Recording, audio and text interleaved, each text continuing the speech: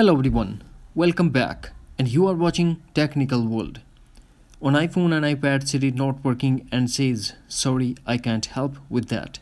Today in this video, we are going to fix this issue. If you're facing this issue, then keep watching this video until the end. So without wasting any time, let's get into the video. The first thing that we have to do, launch settings.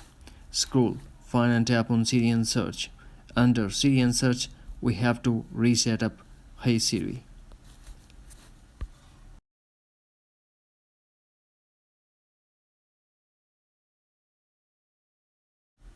After reset up the Hey Siri, if you're still facing the same issue, then we go for some other solutions to fix this issue.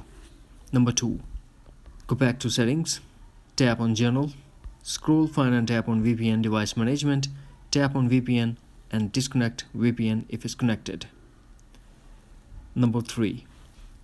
Go back to settings and General and tap software update and update your iPhone to a latest iOS version.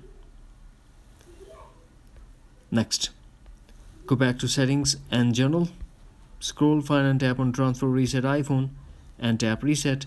Now tap reset all settings. This process will delete all your customized setting to default setting, but no data or media will be deleted.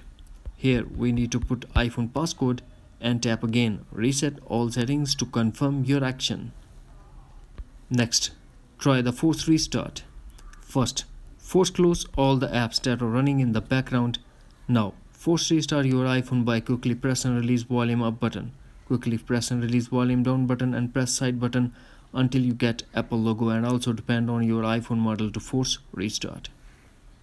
In the end, check these two settings as well. Go to settings, General and tap date and time. Make sure that set automatically is enabled. Then go back to General and tap iPhone storage and make sure that iPhone is not running out of space. That's it. Hopefully friends, you found this video helpful, so please don't forget to subscribe, like and share with your friends and family. Thanks for watching. Take care. Bye bye.